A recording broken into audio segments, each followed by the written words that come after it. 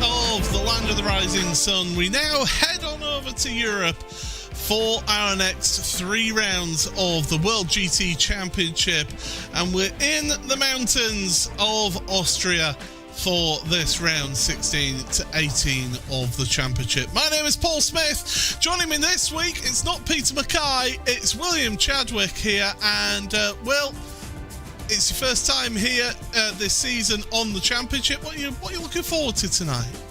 Good bit of GT racing. I've been here before a few times for the World Sim Racing Leagues, of course, not just World GT, and one of the most prestigious leagues in all of GT racing across of iRacing, and I can't wait to see some good racing action.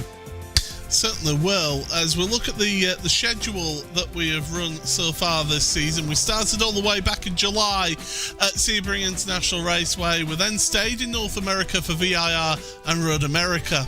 We then took a trip to Europe for Silverstone, the Le Mans circuit, and Circuit de Barcelona Catalunya. Then we've had a bit of an international feel for this one. Back to North America for Daytona. And then Daytona, then after Daytona, it was Fuji Speedway last week. This week, we're at the Red Bull Ring before we'll be taking a week off. And then we'll get to decide the championship with 3 classic European tracks: Monza, Imola, and Spa-Francorchamps, to decide the championship on the 30th of October.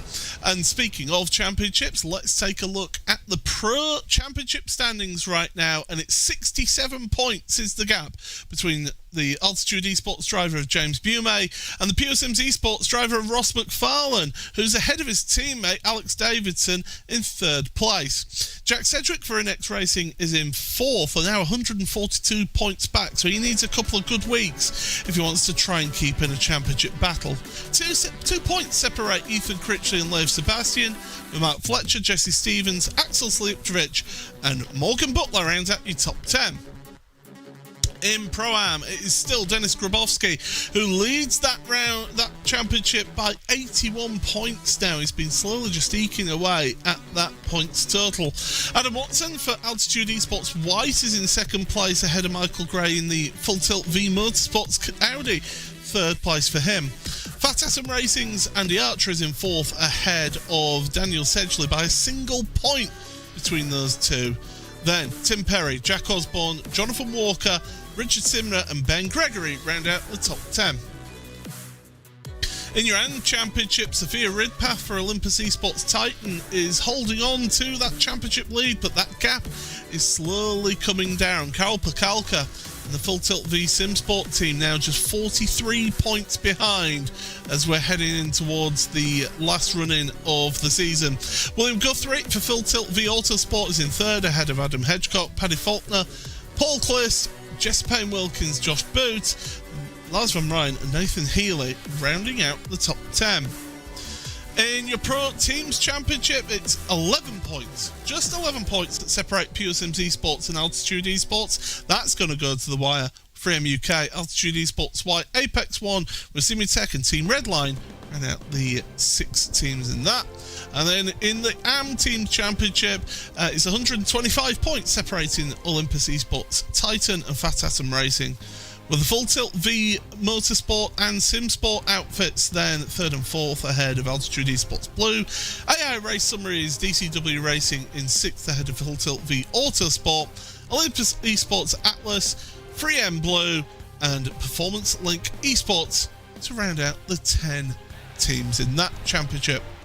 Red Bull Ring, though, you've got a couple of races coming up at the weekend, Will, around here. So tell us, what are some of the challenges that these drivers are going to be facing around this venue? Track limits is always a challenge here at this circuit, especially those in Turn 1. Not only can you get an off-track on the inside, but also on the outside. And I think just around this venue, it can often be quite tricky to get a lap in. And yeah, it's a bit of a weird, tricky circuit, but often produces good racing.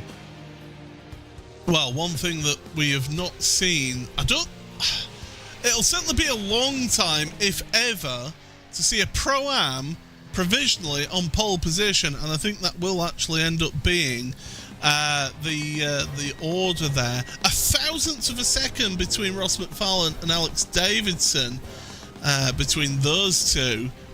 There's some close times out there, and it shows you down to 19th is covered by 1 second. This is a tight field around this short venue. Yeah, very, very tight field, and a competitive one at that. And it's going to be really interesting to see how all these drivers can convert their qualifying pace into race pace, and who really manages the tyre the best across these 20 minutes to come. Yeah, the drivers will be able to push, but they have got to be careful along the same front as well. So let's take you through your qualifying results, and for the first time this season, that is for sure, Dennis Grabowski, the privateer whose Pro-Am is on pole position, sharing the front row with Ross McFarlane. Alex Davidson and James Bume in row number 2, with Jack Sedgwick and Ethan Critchler sharing row number 3. Fourth row is Axel Sliptrovich and the next Pro-Am of Jack Osborne. Then row 5, Adam Watson and Tim Perry, with Jesse Stevens and Matt Fletcher sharing row number 6. Seventh row of the grid, Andy Archer and Joe Newman, who's a newcomer to the series. Interested to see how Joe gets on. Arthur Fertel and Dan Blackwell, who's the top AM driver, on row number 8, with row 9 shared by Jonathan Walker and Josh Boot. 10th row of the grid, Chris Gooch and Phil Samways, with Michael Gray and Carol Pakalka on row number 11. Row 12 for Jesse Payne-Wilkins and Adam Hedgecock. 13th of the row is Paul Clist and Josh Thompson. 18 seconds off the pace. That tells me that he wasn't able to get a representative lap in. And then drivers who did not set a lap time: Morgan Butler, Matthew Loveridge, Paul Webster, Sophia Ridpath.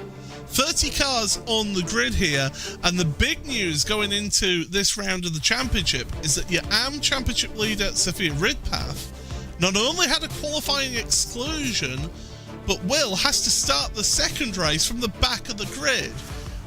When you've only got a limited amount of time, that's going to be a tall order around here.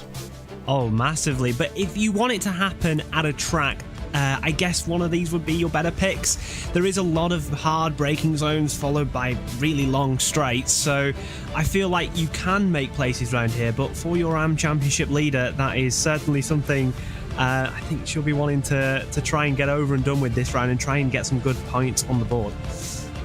The problem is, starting at the back there, trying to work your way through, means that you're more susceptible to get involved in shenanigans, and the last thing you want to do is end up picking up more penalties going into the third break of the season. Of course, after this week of the championship, we then have a week off before we're heading to the final portion of the championship. But the drivers get themselves prepared behind the iRacing pace car.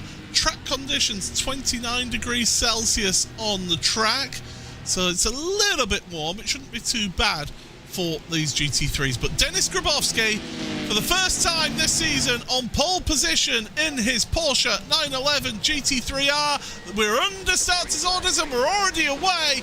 Dennis has got the jump here at the start with Green Flag Racing here in round number 16 of the World GT Championship into turn number 1. We're 3 wide for 4th place, but James Bume has been able to hold on to that for the time being. Meanwhile, Jack Sedgwick trying to keep alongside him and move through on that one as the drivers head themselves towards turn number 2 for the first time. This is the first really big, hard-braking zone. Bume holding on to that place ahead of Critchley and Sedgwick. They were 3 wide. They sort themselves out. It's just 2 wide now. Yeah, coming down into that corner for the first time. It's always a hard, tricky braking zone, and now they're going to be battling down into turn number 4, nearly 3 wide as they make the apex. It looks like all cars are going to get through cleanly. I did notice a spinner at turn 1 that we might get a chance to see a replay of later on, and hopefully the race can get a bit better after that. Yeah, it was Jonathan Walker who's dropped down 13 spots at the back of the grid, at the back of the field. So, series sponsor from 3M UK. Oh dear, it's going from bad to worse this season for him. We had a car going off into the gravel there, off wide. That's one of your Altitude Esports cars, and it's, yes, your team boss from Altitude Esports showing the drivers how not to do things through that tricky turn 6 and 7. And it's even more costly now. We're in Season 3 of iRacing, or Season 4 actually, I should say, as they've updated the gravel. And it now slows you down a lot more, so that's going to be a big time loss for Fletcher. And it's going to severely impact his position in this race. I think you can see Josh Thompson there, making up quite a few positions. 8 spots on that opening lap, and they'll be looking to push forward even more. Yeah, certainly great stuff from Josh, but that's what we expect to see. Here's a look at what happened to Jonathan Walker. Comes across, there's a car there. And, well done. I mean, he's held his brakes, which is the important thing, and everybody else has avoided him. That could have been a much bigger accident than it was. Yeah, absolutely. But we're going to have a battle here for the race lead. Grabowski versus McFarlane battling side by side through turn number 4. Grabowski is able to keep onto that place for the time being in that brand new Porsche 992 GT3R. McFarlane's going to look towards the inside into turn number 5. A little bit of a hit check at the apex, and it's actually going to be Davidson. Davidson's going to be on the inside now. Checks back, lets his teammate go, and maybe they'll slot in line. Well, I think Grabowski won't be too kind about getting pushed out of the way. And now here comes Jack Sedgwick. Sedgwick, of course, in the new Ferrari, the 296, to come through that turn number 8 into turn number 9. Flick through there, get on the power, but that BMW looks to be strong here for Pure Sims right now. They seem to have it dialed in. But it was, a little bit of a forceful move from Ross McFarlane, wasn't it? Yeah, a little bit, but GT Racing does end up being like that sometimes. It's 2 against 1, though, for Grabowski. He's still got to remember, fighting for that AM Championship, just making sure he still keeps his nose clean and gets some good points. Sedgwick, as you mentioned, does really need to get a move on here in that beautiful 296, needing to score some good points this round if he's looking to make a championship challenge into the latter rounds of this season. Well, Grabowski can not worry too much because Adam Watson is the next best Pro-Am driver in 8th place. Now, if you're new to this championship, if you've never watched this championship before, well, first of all, where have you been? Secondly, the drivers in each class, they score points for where they finish in the race. There's not individual points for each category. Wherever you finish is the points that you take in this race. As Jack Osborne has been making moves on John Newman. Newman's up 2 places in his Mercedes right now. New to the championship for this week is Joe. So, as I say, be interested to see how he gets on, currently behind Jack Osborne in the venerable McLaren. Yeah, so a new privateer to the entry of the series. Well, interesting to see how he gets on, like you say. It's a very deceptive venue, this Red Bull Ring circuit. Often seen as quite a simple track, but really there's a lot of beautiful details in how you can go fast here, and it really takes a lot to be able to lap a car around here consistently and fast without going over those off-track limits. I mean, is that purely the key to this? Just pushing those track limits to the edge, but not going to that little bit too far? Absolutely, I think, and it's curb usage as well, especially at turn 1. You can really, especially in like a GT3 machine, as we see a beautiful move down the inside there for the newcomer. Maybe a bit deep, but like you say, curb usage, they're very stiffly sprung, these cars, so you can often have quite a bit of a bad bounce on a curb or two. And Newman's, to be fair to him, he's hung back, allowed Jack Osborne back through, so that is something that is encouraged in this championship. And yeah, Jack Osborne does end up losing positions though, lost 2 places to both Jesse Stevens and Arthur Thurtle. Josh Thompson's up 12 places now, up to 14th. He's a driver who, as he makes a dive on Jack Osborne actually, he's a driver who you've got first-hand experience of racing this weekend, the weekend before in the Porsche Tagore eSport Super Cup Contender Series. What's he like to race against? Very smart driver, been around for a long time and certainly knows every car inside and out, likes to go into the details quite a lot, and is a hard racer at times, but I think all the best tend to be that way. Did actually tell me that he did do a lap for P3, but inevitably got an off track, like many people do around this venue. And when you've got those tight times for qualifying, it often makes it just that little bit more dramatic and jumbled up, which is why many people love watching racing around this circuit. But up into the top 13 places gained, halfway up from where he started, still able to make some moves and hopefully sit nicely inside that top 10 by the end of the race, I think would be his ambitions.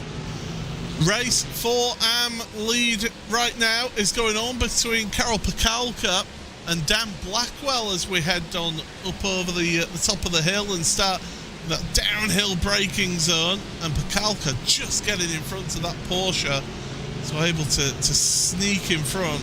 Again, it was a move into that turn 2 braking zone, and it's a very steep uphill, so you can actually use the act of gravity to help you slow you down into that corner, so you can brake a lot later than you can imagine that you will be able to do so into turn 2. So drivers taking advantage of that down the inside, but of course, Will, that does leave you susceptible if the other car stays alongside you to getting onto the power sooner than you on the outside. Yeah, it's actually a very easy corner to race round that corner, and it's an interesting one because it's quite controversial in the world of racing, because is it turn 2 or is it turn 3? I think if you look at the official track map, it'd say turn 3, but is turn 2 really a corner, that little kink? I'm not so sure. Michael Gray has headed to the pit lane. He has taken a tour, so something tells me that he's been involved in an incident out there on this last lap. So he's suffering out there. Mark Fletcher's got a slow down penalty as well, I can tell you. So he's after his issues on lap number 1, it's just going from bad to worse for Mark out there. But we do carry on almost at the halfway point of this first race. There are 3 races, of course, 3 20-minute races, and we decide the grid for races 2 and 3 on the spin of a wheel. So we won't know who is on pole position until after this race finishes, and we'll see who will get that pole position. But Ross McFarlane currently in the pound seat right now, in the lead of this race by just under half a second over his teammate.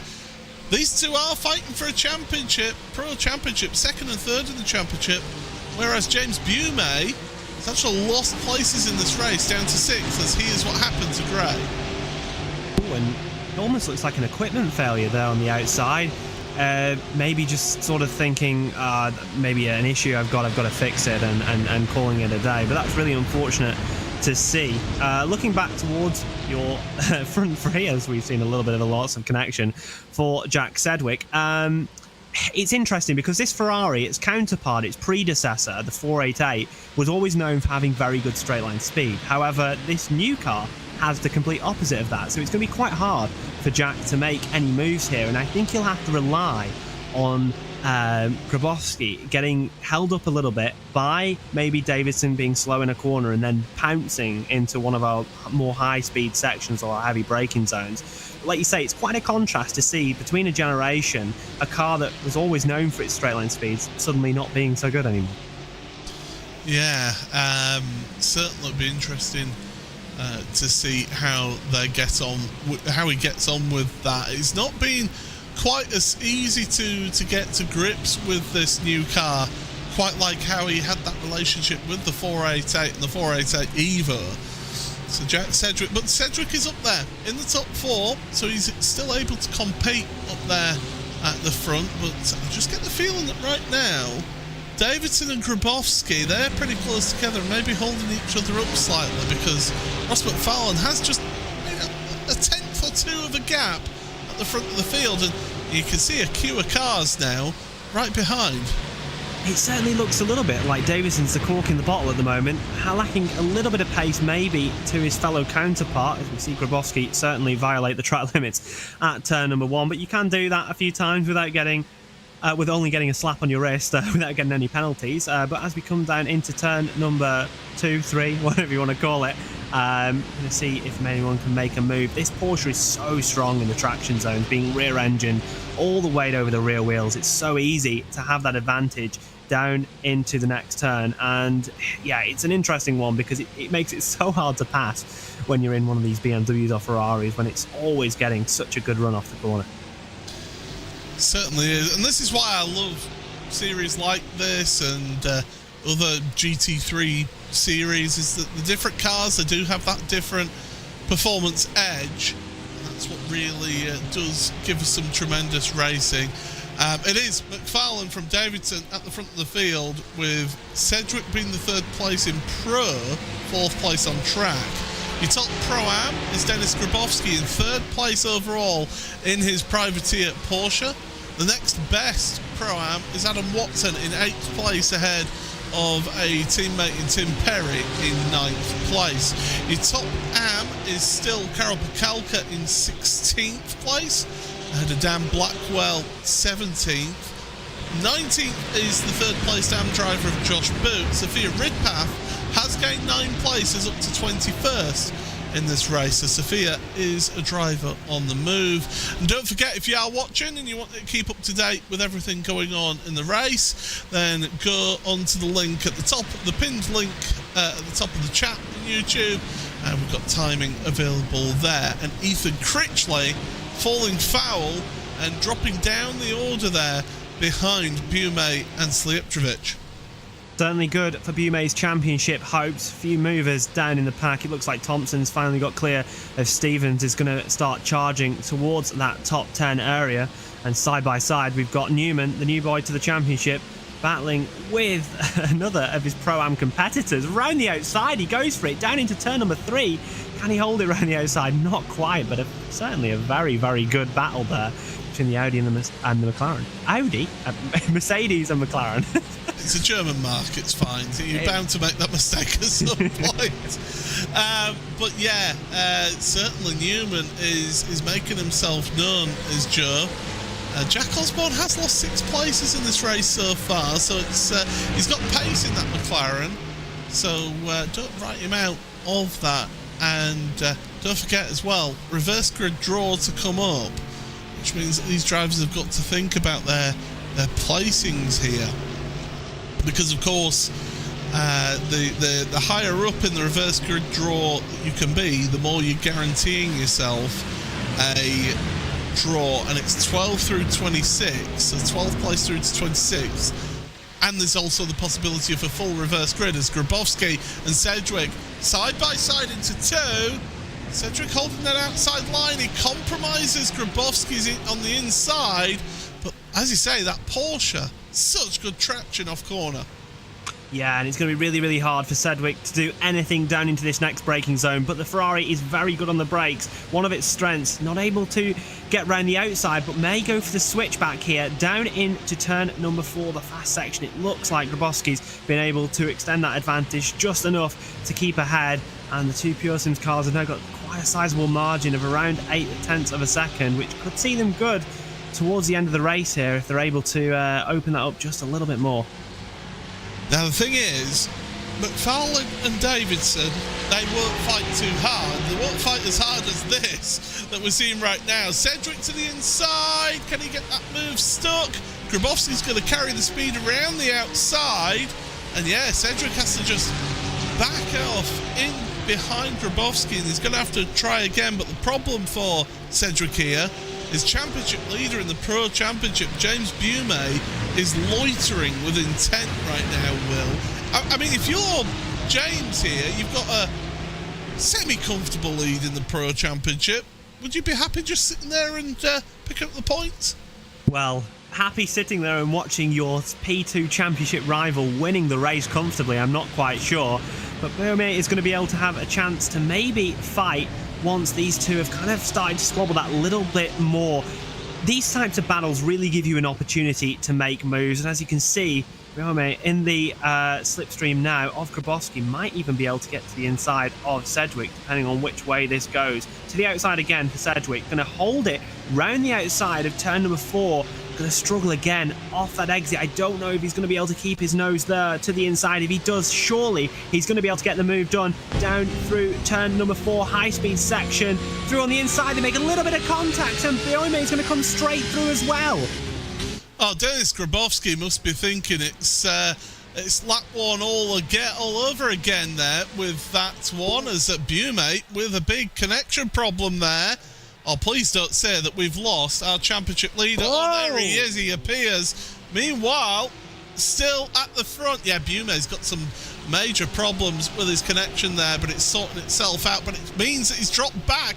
He's down to 6th place, and he's having to he's serving a slowdown penalties, Bume. He's got Critchley behind, so Bume picked up a slowdown penalty through all of that. He's back, cleared it now, but Critchley's been able to move forward a position into 6th.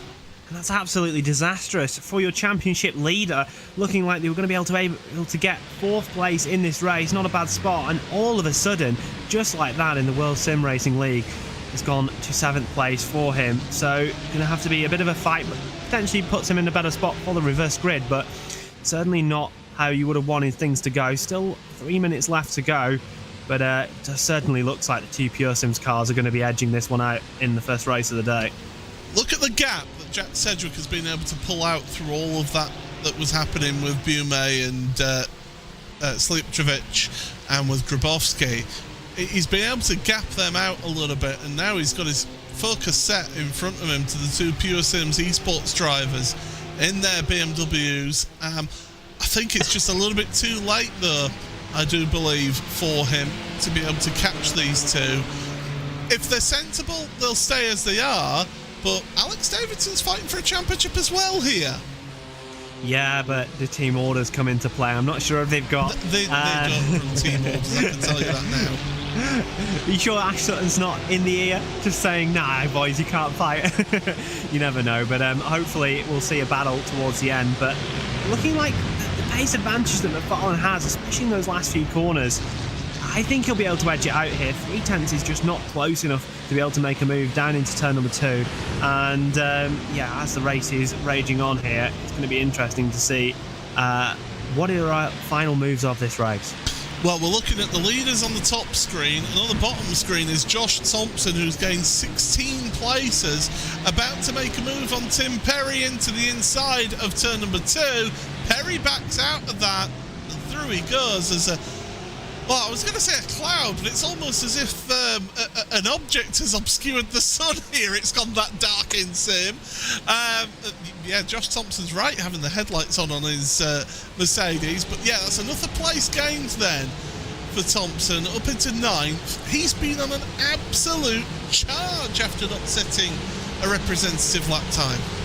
Yeah, and it's what he has to do, has to get himself into a guaranteed reverse grid spot in order to make sure that he can maximise his following 2 races.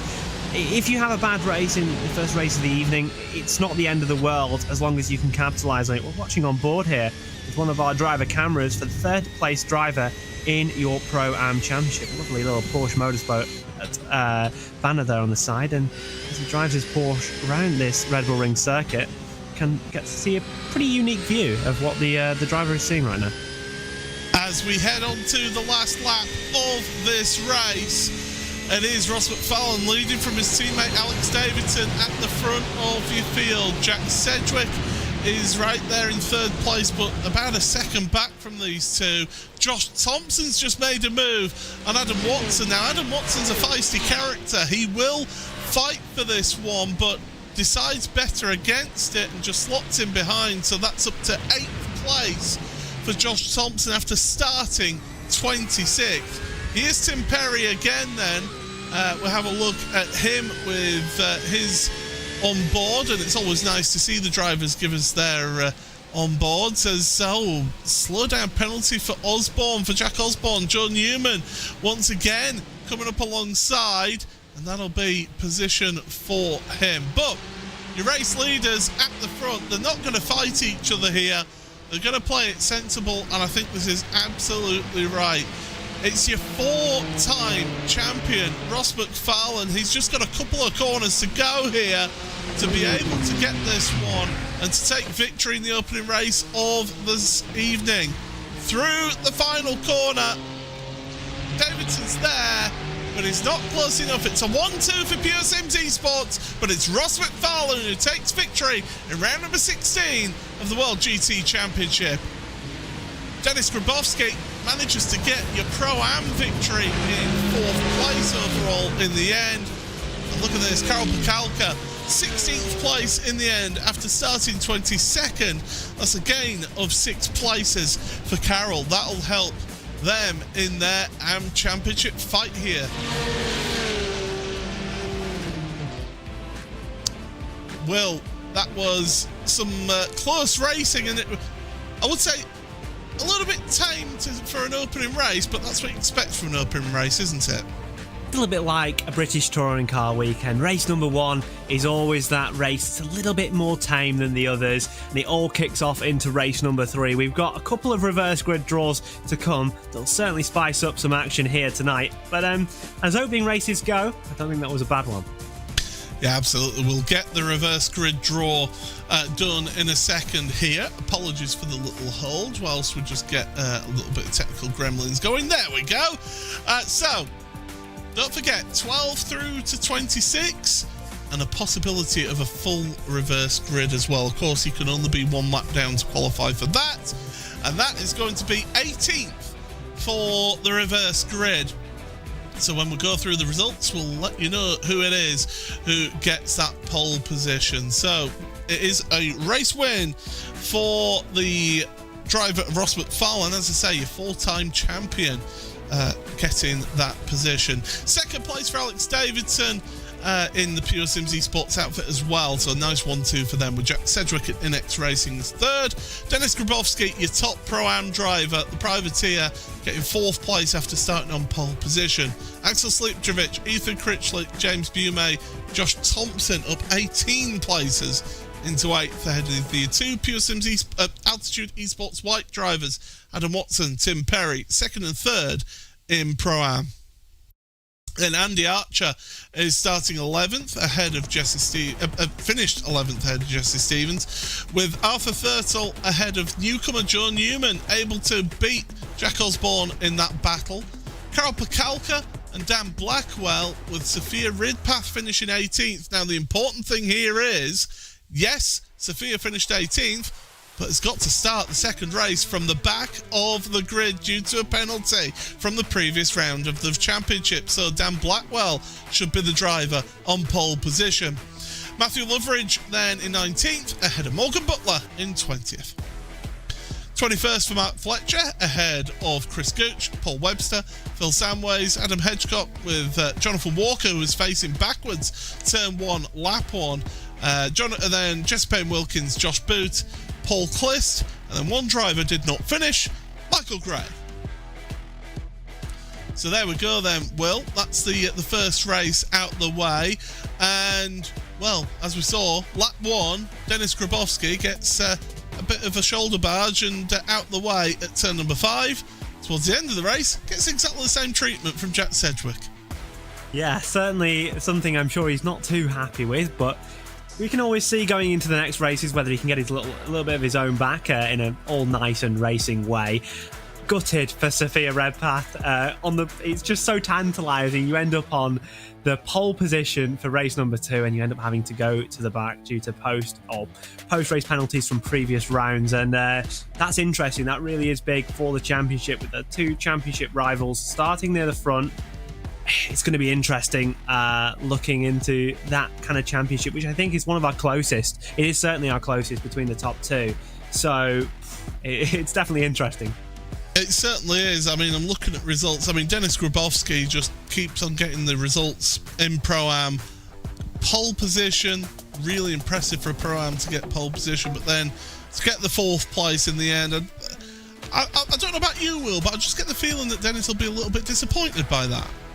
I think you certainly would be. If you're being able to lock out that Pro-Am championship, you're certainly kind of preparing yourself to move up into Pro and giving your case to be able to move up into Pro for following rounds and seasons. And especially when you've shown in qualifying that you have the pace to win, it will be disappointing, especially to finish offside the main race podium. But we've got many more races to come tonight, so there's still a chance for Grabowski to show that pace that he did in qualifying and get another good result. Yeah, absolutely. But the key one for me is having Karel Pakalka's going to be starting up at the front of the grid, Sophia Redpath all the way at the back of the grid. I mean, how much of that is just having to take your medicine and just deal with it? Once you've got that penalty, you can't do anything else. There's nothing you can do. You just have to sit back, maximise your race results, and just focus on what you can do as a driver. I think once you've had such a penalty, you can't just go, and it shouldn't have been that way, or this and that, and I don't agree with whatever the steward said. You've just got to get your head down, and I'm sure Sophia will do that into the next race, and I think we'll see her come through the field. Yeah, absolutely. Well, what we will do here on RaceSpotTV is just step aside for a few moments whilst we get ourselves ready for round number 17 of the World GT Championship. Stick around, you won't want to miss this one. Quite a big reverse grid here for you coming up.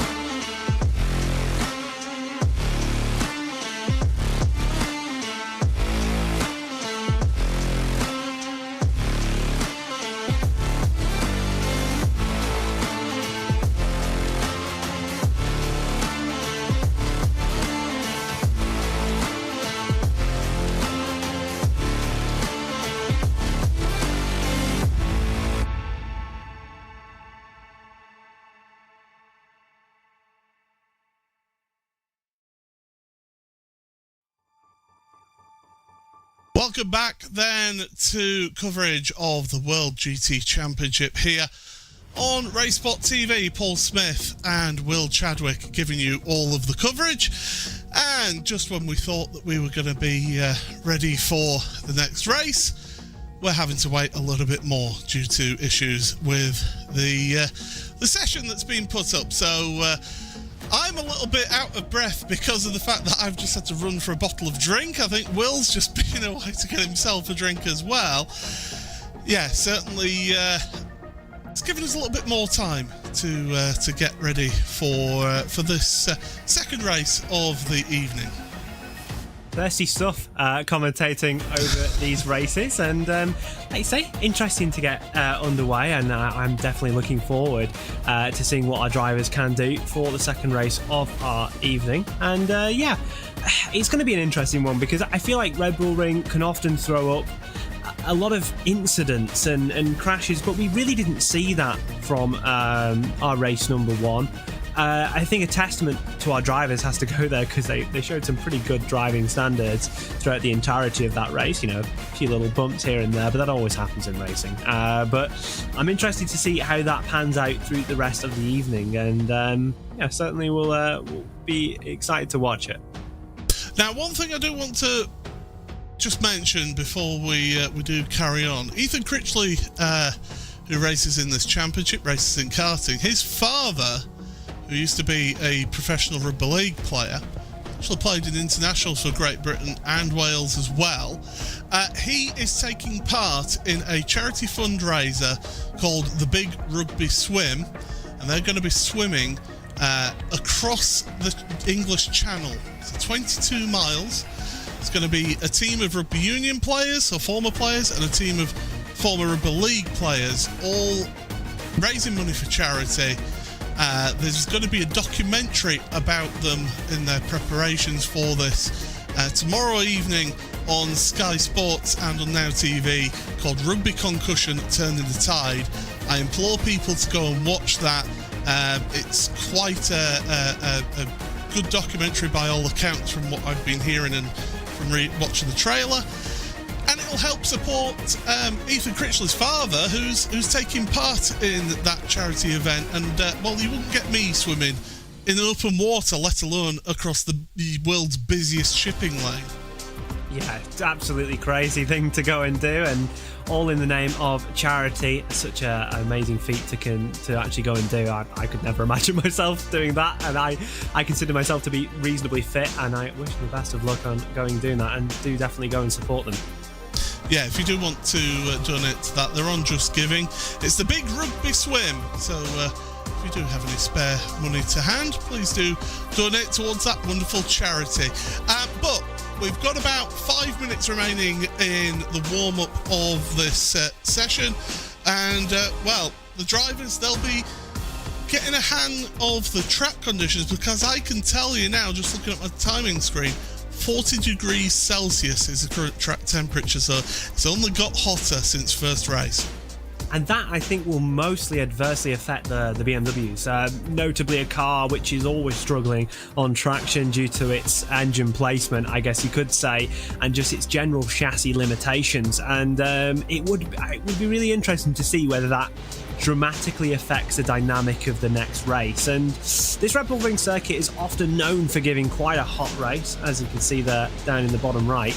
And yeah, over the course of 20 minutes, it's not a long time, but you can certainly destroy a set of tyres in that time if you're not careful. Yeah, certainly can do. And you think about it, the majority of the corners here, the right-handers, that front left takes an absolute hammering, doesn't it, around here? And you're really putting a lot of force through it. So yeah, it's definitely going to be a challenge, and a little bit potentially of just looking after the tyres a little bit to start with, do you think? Certainly a bit of heat management at minimum. iRacing works across a model which is quite sensitive to how much heat you put into a tyre, and even if your tread depth is okay, if your heat map or how much heat you've got in the tyre is too high, it can severely affect the performance of your tyres and vehicle. Like I say, it's a very, very punishing circuit on tyres, because it's got the really high load, high speed corners which are putting so much energy through the tyres of the car, but then also those slow speed traction zones like out of turn 2, which can be really damaging and really hard to mitigate across the course of a race. I can tell right now that in this room here, it's 25 degrees and it's only getting hotter with my studio lights on here, and a couple of PCs and 4 monitors to be able to deal with this. That's why I had to run and get myself a bottle of water. But these are some of the this is just some of the things that we have to put ourselves through to be able to give you this wonderful coverage here on RaceSpotTV. It's almost as hot as the commentary box at Monza, from my experience, although not quite. Not quite, and maybe even as hot as some race cars on some days. But yeah, I think I went racing at Donington Park on the 9th of September, the weekend, in a Fun Cup car, which was a very good experience that I had. And it was really hot that day, and I remember getting in after an hour's stint, and it's nothing like you do on a sim rig when you've got out and you're sweaty. It's been hard work, but my word, cockpit temperatures there I think were upwards of 50 degrees.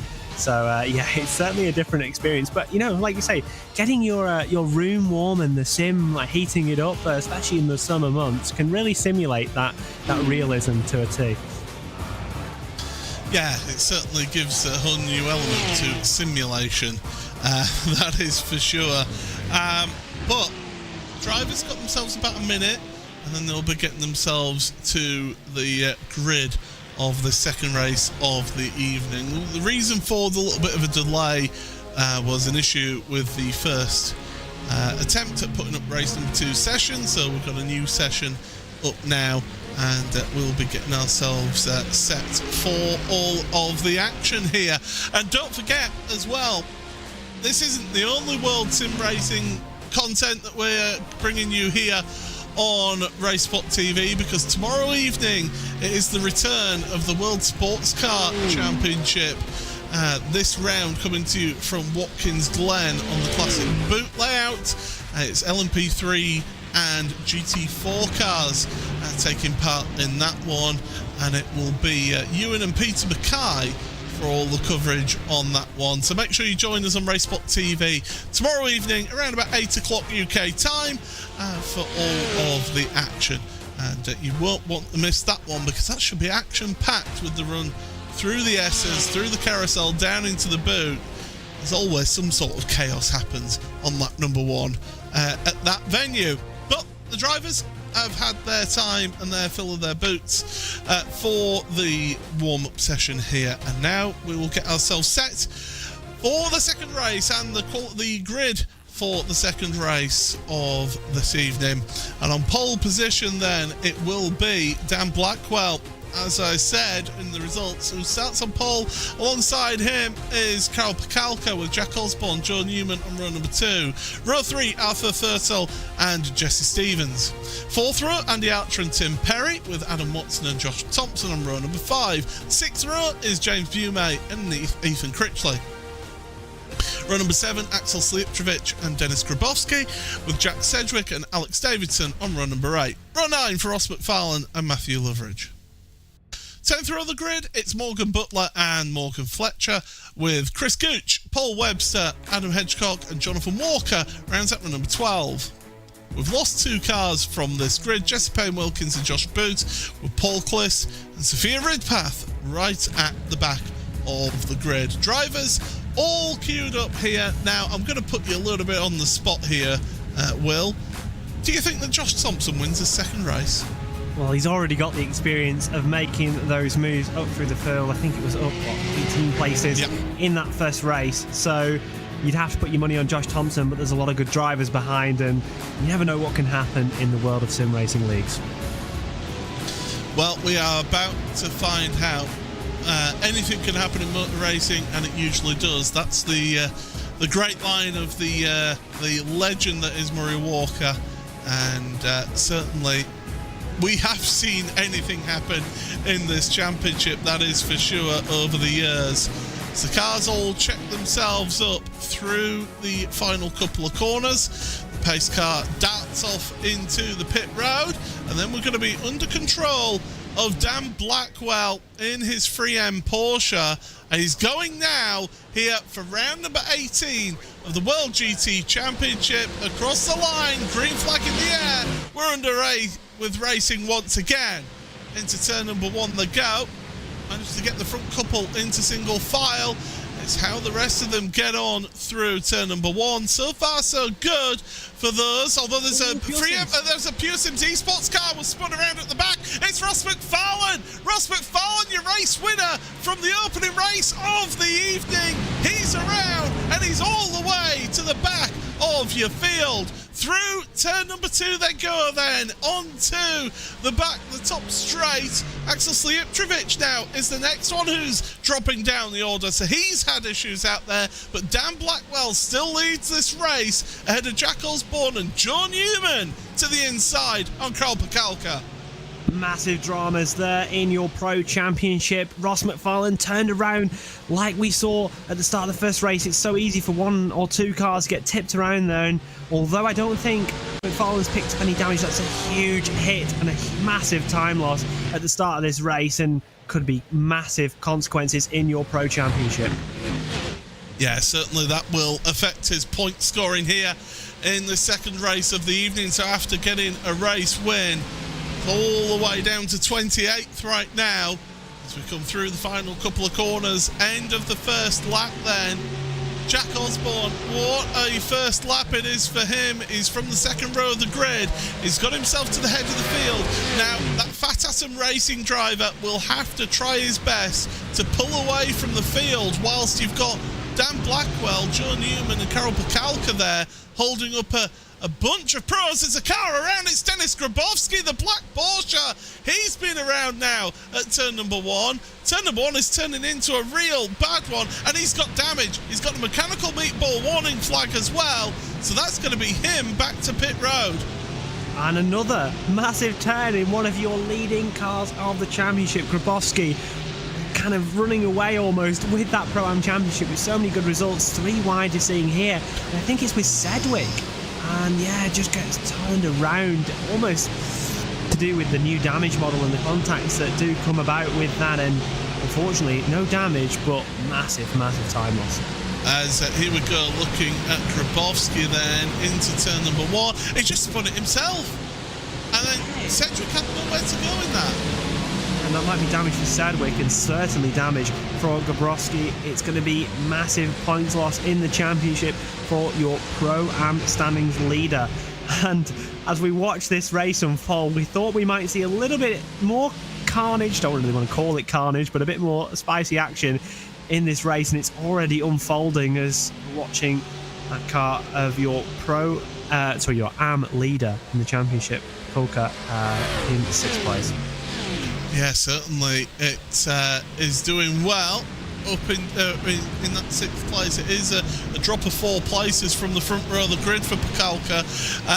Looking back to the previous lap, and that's an Altitude Esports car getting turned around there. I believe that's Mark Fletcher. He's dropped down the order. Matt Loveridge has been on pit road as well. So something's happened to Loveridge in all of this race, but Grabowski's got the fast repair done and he's back out again. Loveridge has retired from the race, so Matt will not be seeing any more of the action here as we go 2 wide. James Bume and Alex Davidson. Now these two championship rivals here in Pro, and Bume on the inside holding that, but Alex Davidson's got the inside for the next 2 corners here, Will. Yeah, and that's surely going to be the pass made for Davidson in that BMW. Of course, maybe needing to capitalise early on with that potentially higher tyre wear of that BMW machine. And for Bume, doesn't need to worry about it too much, but can't be losing spots to the car behind again of Butler, one of... Oh, not actually. I was going to say one of Davidson's teammates, but back in the day! He's around! James Bume is off! And I suspect a little bit of contact between himself and Morgan Butler. And he's dropped down now, so Bume drops behind Adam Hedgecock. My goodness, this has been drama for all of your championship leaders, either your Pro-Am, your Am, or your Pro Championship leaders having drama in this race so far. Here comes Joe Newman on Dan Blackwell, and Josh Thompson is getting himself involved in this. Oh, this will be a lovely cutback if he can do that. Josh Thompson, he's lined him up for that one nicely. He's got a nose there. He should get through at the next corner. Yeah, with the superior top speed of that, well, against the Mercedes, it's not going to do much. But the new boy, Newman, is still able to hold on, battling and actually able to have a bit of a contact there on the exit of 3. And down into turn number 4, the battle will rage on, and it's very, very hard to make a move around the outside of turn 4. Surely not able to do that for Thompson. As through then goes Newman, staying ahead of Thompson. And yeah, certainly close. Here's the replay. Then it's too wide through a corner where really it's more of a single line corner, isn't it? That turn 8. It's a real challenge for drivers to go too wide through there. Jesse Stevens now takes a tour back to pit road. My goodness, there's all sorts happening out there. Can certainly be a challenge to go too wide through that corner, especially if your car isn't quite handling the way that you like it. It's very easy to get a lot of understeer through there, and that's what can cause some of these incidents sometimes. There's no party maliciously at fault. It's just a case of not being able to turn the car as much as you want to. Looking a little bit further back, we might be going 3 wide here in the background. You've got Sophia Ridpath up from the back of the grid into, it's at 17th already, not doing too badly. Very, very close, down into turn number 2. Don't squeeze too much, Sophia, and Ridpath stays ahead, and that was Axel Slieptrovich and Chris Gooch that were involved in that little squabble. Josh Thompson to the outside of Joe Newman, and Newman is showing that he's a respecter of no egos here, that is for sure. Thompson's trying all that he can to get past Joe Newman. We're on board with Pakalka, and off into the wall. Oh dearie me, Newman is out of this one, takes the tour back to pit road. I just get the feeling that Newman brakes a little bit earlier into that corner than Josh Thompson expected, but it's up to the car behind to overtake safely. Yeah, certainly a nose was in there, but I'm not quite sure how that contact originated. Could be a difference in braking points for the two drivers, and certainly it's a risk that you run when battling hard at the front of the field. Whether you be the aggressor or the one on the defence, it can certainly be quite hard to avoid incidents at times. We'll have to see what the stewards think of that one post-event, but for now, Thompson's got a clean car and he's up into the top 3, chasing down your AM and Pro-Am leaders of this race. We've barely mentioned him, but Jack Osborne is still your leader in this one right now. 1.7 seconds. Here we go. Here's a replay. Thompson's look. He's not really alongside at all into the back corner of that car. And like I say, I just think that he wasn't expecting him to brake quite as early as he did, as that's what happens to Stevens. And well done everybody else to avoid Jesse in that one. That's a massive crash, massive damage to the front of that Pure Sims 992 GT3R, and that's race over, as we've seen, and into the pit lane. So not so good on that side, but we still have one more race this evening. You're watching third place man, your pro leader of this race, Josh Thompson, now getting onto the back of Dan Blackwell. He's going to be able to try and maybe make a move. It's really interesting though, that corner's dynamic has changed so much with the new patch and the new way the physics work with this gravel that slows you down so much more. Often it'd be shy from seeing a few cars dip a wheel into that gravel on the old patches of iRacing and nothing would happen. But now if a driver dips a wheel there, you're losing a tenth, 2 tenths to the next corner, and that's you losing a place. It certainly is, as Blackwell stays ahead of Thompson. They're now 2 seconds back from Jack Osborne. Jack will be pleading with Dan, saying, please hold him back as long as possible here. I would like to get a race win here, but Blackwell's not fighting this one hard. He's just holding his line. And I think Dan realises he's on for an AM win here. He could do a good result here after starting on pole position. Alpha Fertil then coming through as well, as we've got almost 3 wide further back. Pakalka's involved in that one with Tim Perry and Adam Watson, and Jack Sedgwick's in there as well, I do believe. Yeah, onto the brakes, and Alex Davidson. My goodness, this is 5-6 cars all together on track. Ethan Critchler's there as well. How do you sort out this mess? Well, it's not been sorted out yet. They're still going side by side through turn number 4, one of your fast left-handers into turn 5, and we're still going side by side. Oh! McLeod, that's nearly getting in contact. People are going out wide, lots of light flashing. Sedgwick's hunting around to try and make up some positions, and they still go side by side. As we go into turn number 8, Pakalka's too busy flashing the headlights to think, oh, I've got Alex Davidson behind me right now. Critchley's there as well as Jack Sedgwick. You got behind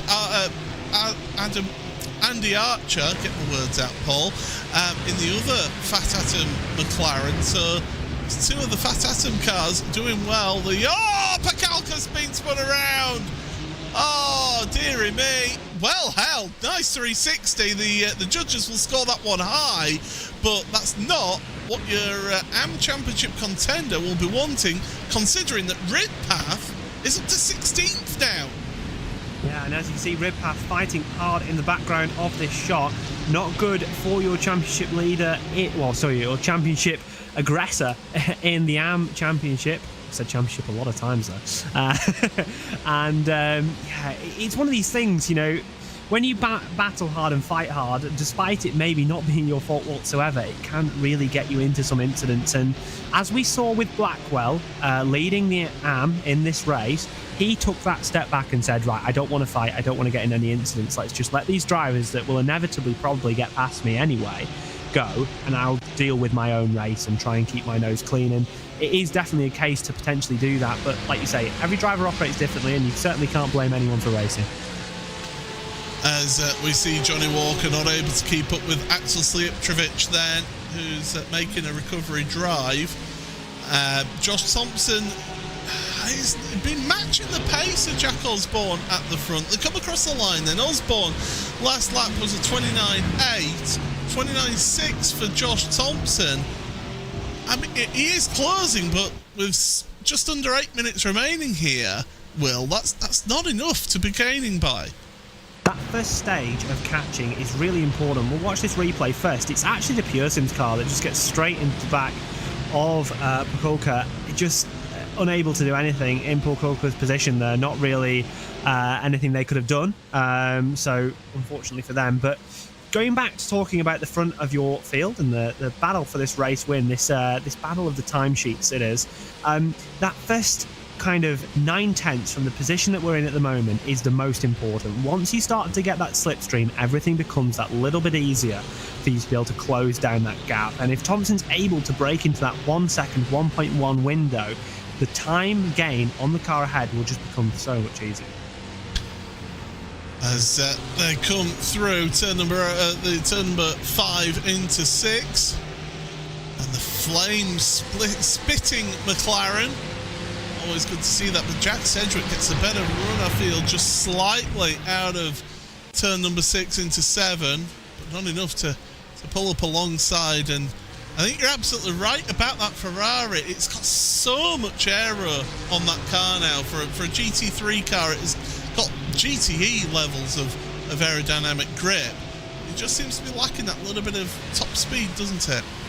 Yeah, a little bit, but what it does have is a very, very good aerodynamic load, and like you see, carrying that bit more speed through that last corner, it's still able to pull up down the inside. And it's one of these interesting points that McLaren is just so slow through the corners in comparison to this new Ferrari and this new 992 Porsche, but it is so fast on acceleration, and you might even see that out of this corner there. The way the McLaren picks up is truly remarkable, and it makes it very, very good at tracks such as Monza.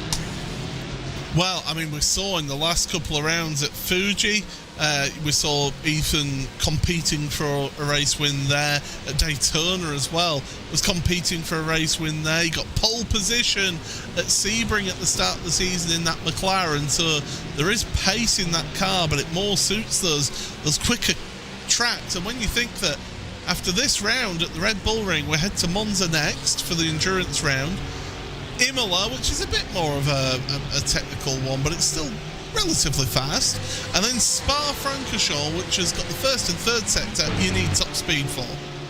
Yes, certainly, and Monza's a massively strong track for that McLaren, so expect it to go well next time out here on RaceSpotTV when you're watching the World GT Championship. watching a move for Alex Davidson up the inside of Watson, and they're able to get that move done and focus on the cars ahead. It's a little bit of a gap to close down, but certainly there's still a little bit of time left in this race for him to be able to try and fire into that top 5. So Jack Osborne leads this race now by 1.4 seconds, so that gap has been coming down 0.2 at a time for Josh Thompson. And as you say, if you can get into that slipstream, it will just exacerbate that gap closing for Thompson. But Osborne leads, Thompson second, Arthur Thurtle, I do believe possibly one of the best results for Arthur here potentially in his Altitude Esports car. He's in third place ahead of your top AM driver, Dan Blackwell, who started on pole position. Tim Perry in fifth ahead of Alex Davidson, that we just been talking about with his move on Adam Watson. As moves been made on Karol Pakalkas, Liptrovic now makes their way through for 13th. Andy Archer's in 8th ahead of Jack Sedgwick 9th, and Ethan Critchler rounding out that top 10 of your field. But Sophia Ridpath 17th has gained 11 places. That's the most places gained in this race. So your AM Championship leader is trying to minimise the points loss to Karol Pakalka, and that contact that Pakalka had will have really helped her case. Yeah, and Ridpath has looked fast this evening, and certainly looks like she's got the pace in that BMW that we've seen go well already this evening to maybe get a good result going into race number 3. No looming penalties for that one, and Ridpath rounds this Red Bull Ring circuit with only 3 minutes to go. Certainly a decent result considering the place that she started. Looking back at the timing tower on your left-hand side, that gap has finally broke under a second to your top 2. Right in the mirrors now for Osborne is Josh Thompson, and it's certainly going to be an intense final few minutes to see if Osborne can close out this win over the imperious Josh Thompson. Yeah, last lap. I mean, there's only about a 10.5 difference between the two on the last. Oh no, my timing screen's just caught up with me a little bit here. Actually gained half a second did Thompson on that last lap. So my timing screen just having a little bit of a funny moment there, but it sorted itself out. So yeah, half a second Thompson was able to catch up. Osborne just needs to focus forward, doesn't he? He can't be looking in his mirrors, Will, because as soon as you start looking in your mirrors, you slow down. Yeah, absolutely. As soon as you start driving in your mirrors, you become way more fixated on what's happening to the car behind than your own racing line. If Osborne is able to maintain some of the pace that he had at the start of this stint, at the start of this race, he might be able to hold off Thompson, but with the gap under 5/10 now, and that gap coming down so fast every lap once Thompson's got into that slipstream, it's going to be a really, really tough final 2 minutes here. That Mercedes so strong, and that itself does have a bit of a grunt, a bit of speed in that Mercedes AMG GT3 Eva, the 2020 spec car, I believe, as the flames across our camera. Thankfully, it's a virtual camera and we don't have to worry about paying for a new lens on that. But Thompson closes up. More fighting going on. Tim Perry and Dan Blackwell are changing positions between all those two, although Blackwell's fighting this one back. But Perry's got the inside here in his Porsche, and look who's there, Alex Davidson. Is he going to be the big winner out of this one? Oh, he's back off there, because there was almost contact between him and Tim Perry. Yeah, and that was very, very close here. As you see, Blackwell's fighting a little bit harder. No, Blackwell's round. Blackwell facing the wrong way, and a little bit of contact involved in that one. He's back up and running. He is still your leading AM, by the way, is Blackwell. So if he can keep that car in the right direction, then he's got a potential AM win here. But one more lap to go here for your race leader, Jack Osborne. But he has got a ferocious competitor right behind him in his Team Redline Mercedes. That is Josh Thompson. Here's a replay, and it's down the inside. The car gets unsettled, around and back going, but we're back to live pictures here. Osborne, he needs to be smart about where he defends. He wants a race win here. Josh Thompson, though, he wants a race win as well. To the outside, could get up the power, but the McLaren, as you mentioned, so good off a corner. So fast, so quick in that initial acceleration, and it gives him the gap that he needs down into the next corner to defend from Thompson. Going to slightly hold a little bit of a defensive line, which will compromise his exit. We're watching Thompson's camera here, going now into the fast section where the McLaren is at its weakest. If Thompson can make Osborne defend into these corners, he might be able to fashion a move, but we've only got a few corners to go here on the final lap of race number 2.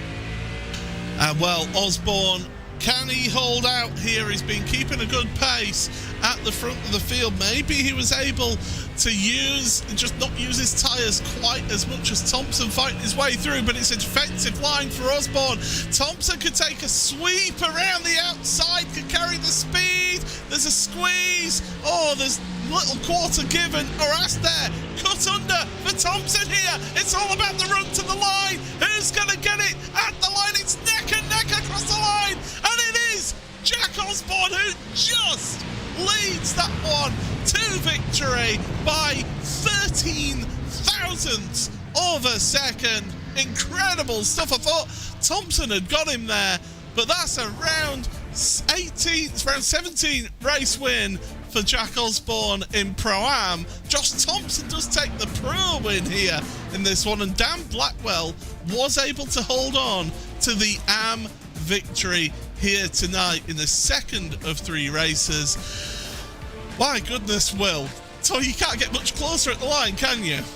What a finish between your two drivers at the front of the field at the end of this one. That was a fantastic run to the line, like you say, through those fast corners at the end of the lap. Maybe Thompson was just able to edge it, but by the skin of the teeth, just able to be edged out by Osborne. As you're watching to the line here, remember it's his first line, not the second. There you go. It was so close. Had the line had been a little bit further, like you may imagine it being where they start for the Grand Prix, Thompson would have won. Yeah, Thompson will be wishing that it was that start line rather than the timing line. We will get the results in just a few moments' time, but first what we will do is we'll have the spin of the wheel to decide who is on pole position for the final race of this evening. And here comes that reverse grid draw. And where does it stop? Oh, it's going to be a small one. It's going to be 12. That actually could have some championship connotations there. That really... there's a big name that has just missed out on reverse grid pole. We'll go through the results though, and it is Jack Osborne for Fat Atom Racing in his McLaren beats Josh Thompson in his Team Redline car by 13 thousandths of a second. For Fertile, for Altitude Esports White, one of his best results of the season, gets himself a podium, 3rd place overall, ahead of Tim Perry, his teammate, in 4th. Alex Davidson, a good result there, 5th place in that Pure Sims Esports car, with Andy Archer for Fat Atom Racing in 6th place. A really good evening for Fat Atom there. Jack Sedgwick finishes 7th ahead of Ethan Critchley, another one of those Fat Atom McLarens, in 8th. 9th for Dan Blackwell, who's your top AM driver in the results, ahead of Paul Webster, who got himself into the top 10. 12 places gained for Paul in that race. Axel Slijeptrovic is going to be starting on the front row, and on pole position, Karol Pakalka for Full Tilt V Sim Sport. And look who's just missed out on pole position. James Bume, your Pro Championship leader, finishes 13th on the grid. Jonathan Walker then ahead of Sophia Ridpath, with Chris Gooch, Adam Hedgecock, Morgan Butler, Ross McFarlane and Mark Fletcher and at the top 20. Dennis Grabowski 21st ahead of Jesse Payne Wilkins, with Paul Clist in 23rd. Adam Watson had issues on the penultimate lap, finishes 24th. Josh Boot finishes 1 lap down, and then the rest did not finish. Joe Newman, Jesse Stevens and Matthew Loveridge. So that is race 2 of the evening out the way. We've got one more race to come here though on RaceSpotTV. Paul Smith and Will Chadwick here with all of the action this evening. And Will, I mean, A little bit more carnage and chaos in that second race, but my goodness, what a finish to that one. Yeah, what a finish. And like, we were watching just as that gap was starting to come down, we thought, would it actually end up being a race on the last lap? And it was. And just those strengths of that McLaren, especially out of 2, really kept him in front there. If he hadn't have been in front going into those fast S's corners, or hadn't have been so far clear, I know we talk about far clear, it's only like a tenth and a half or 2 tenths, but he hadn't had that little bit of margin, that race probably would have turned out a different way. But what great respectful racing from the 2 of them at the front of the grid, and they certainly gave us something to shout about at the end. There was a bit of squeezing going on towards the end of that one. I think there was a little bit of give and take there, but certainly some great racing between the 2 of them. It does give Jack a Pro-Am win as well as an overall win here today. Dan Blackwell, I mean, started on pole position, had a 360 in that one. He'll be disappointed with 9th place, but that does actually put him towards the front of the grid for this 3rd and final race. Yeah, able to go again at another front of the reverse grid like Blackwell was at the start of race number 2, and is able to try and score some good points again. Obviously a shame that he wasn't able to finish inside, I think it would have been probably inside the top 6 when we were battling with Davidson towards the end. But still good points, still a class win, and at the end of the day, you've got to take that for sure. Oh, you absolutely have to. Big losers from that race. Dennis Grabowski, James Bume as well, who actually did a good job recovering to get back to 13th, if nothing else. But some big moves for this championship leaders in this race here. Some big drama with, of course, Sophia Ridpath having to start from the back of the grid on that last race as well. Yeah, and Ridpath was fast. We've seen that all throughout. I think these opening 2 races, I'd certainly be expecting Sophia to move forward again in this one and show us what her pace really is this evening. And it was a bit of a who's who of championship leaders and championship protagonists spinning. We certainly saw them all having a little bit of a go at having their own separate incidents. And even though Bume misses out on that reverse grid pole, still able to get some good points over McFarlane, who had that spin on lap 1. Yeah, certainly the drivers are going to be tested, that is for sure. I'm just having a look in the virtual paddock as well. There's been a lot of talk in there, shall we say, as well. There's been a lot of discussion about that, but yes, definitely. I mean, Jack Osborne saying it was tough for him. I'm not surprised. But yeah, certainly those drivers had a lot of fun in that second race. We've got a 3rd race coming up for you very shortly indeed. Before we do that, in fact, before we do all of that, what we will do is we'll step aside for just a few moments, hear from the series sponsors once again, and then stick around, because if you thought race 2 was exciting, race 3, we've got even more coming for you.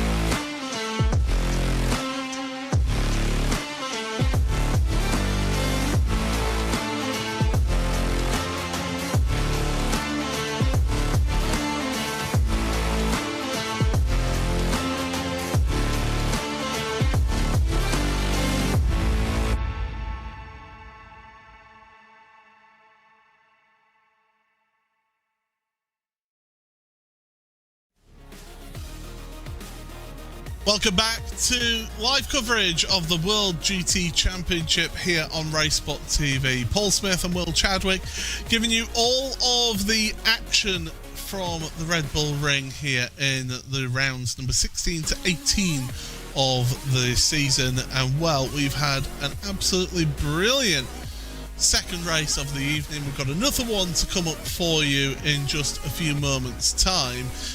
And I can tell you, Will, should I say, 45 degrees Celsius is the track temperature. So it's even hotter this time. Just getting hotter and hotter here at the Red Bull Ring, and it will certainly be interesting to see if that affects the drivers yet again. I certainly think we saw less pace from the BMW. However, I can't be sure with how we saw McFarlane drop down. Certainly the pace setter in that race, number one. But like you say, it's hard to predict exactly how it will go. I'm expecting big things from some of our higher up drivers in the championship, and hopefully we can have another good race again and get those real race 3 vibes going. Now, before we do get into the final race of the evening, I just want to touch on your exploits in the Porsche Tag Heuer Esports Super Cup Contender Series. We've had 2 rounds of the championship so far for you. It's been difficult, to say the least, hasn't it, Will? It's been okay. I think we turned up to round 1 without enough pace, missed something in the setup and just the general proceedings of things. But round 2, I was quick, and I certainly had the pace to get a better result than what I did. But we sit here again this year. Obviously, I did it last year, kind of close to making it, but we'll try again this year and we'll give it a good go. And I'd like to see myself getting a top 10 by the end of the season, but we'll see. But it's really competitive, isn't it, that series? It is unbelievable how close that championship is. I mean, when you're talking a few tenths of a second will cover basically 10 rows of the grid, it's incredible. Yeah, and it's a one-shot quali. You get one chance, you get an off-track, you're done. If you have a small mistake, small lock-up in a car that has no traction control, no ABS, certainly a challenging car to drive, that's your whole lap done. All your week's work can be gone in a second by getting a bad qualifying, because when all the drivers are so good, it's not so easy to make your way through the field, even if you're super fast. So very challenging series, but, you know, challenging yourself against the best makes you a better driver at the end of the day, and yeah. Looking forward to the challenge. Well, I mean, one driver who knows all about the Porsche Tag Heuer Esports Super Cup is Jack Sedgwick, who's racing in here. We've also got Josh Thompson, who's competing in the Contender Series as well. Thompson has admitted that he does like racing in this championship just to keep him sharp. I mean, is that something that you would do, or are you somebody who prefers to focus all your efforts on a series?